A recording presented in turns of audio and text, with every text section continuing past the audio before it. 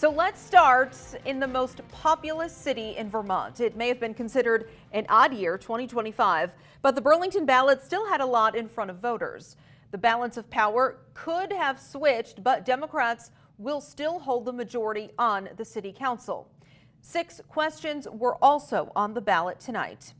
Let's get to ABC 22's Matt Laufer in the Queen City. He has results on both the charter changes and we'll talk the council too. Hi, Matt.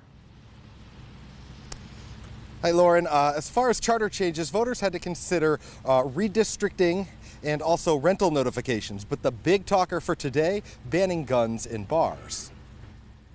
One of the more consequential questions on the Burlington ballot, whether to ban guns in establishments that serve alcohol. There's no reason to get inebriated and have a firearm. Okay, so you're for like, that, if though. you want to drink and have a weapon, you can do that at your house.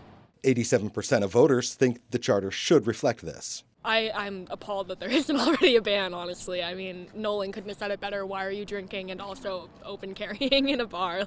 But an amendment with almost exactly the same language passed in 2014 with 68% of the vote.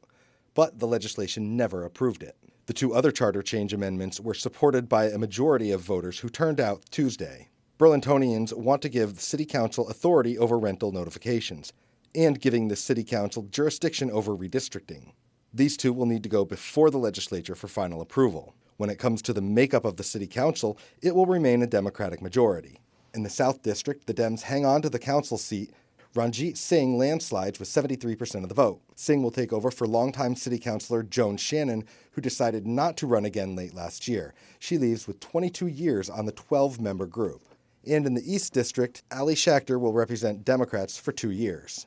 After the polls closed, Mayor Mulvaney Stanek expressed her gratitude to everybody who made town meeting day a success, as well as those who participated. After tonight's vote, the balance of power will be 7 Democrats to 5 Republicans. Then on next town meeting day, all 8 ward seats will be on the ballot. Live in Burlington, Matt Laufer, ABC 22 News. Queen City voters were also a yes on the 3 bonds tonight. All 3 were overwhelmingly passed. 81% okayed $152 million to improve the city's wastewater and stormwater systems. Burlington's treatment plants, pump stations, and sewer overflow systems will receive improvements. 84% of Burlingtonians also approved $20 million to be spent on the drinking water. That's the breakdown in front of you right now. And finally, another $20 million will go towards general upgrades around the city. 75% of voters were in support. City leaders plan to use this GO bond to upgrade aging infrastructure, including the police and fire stations.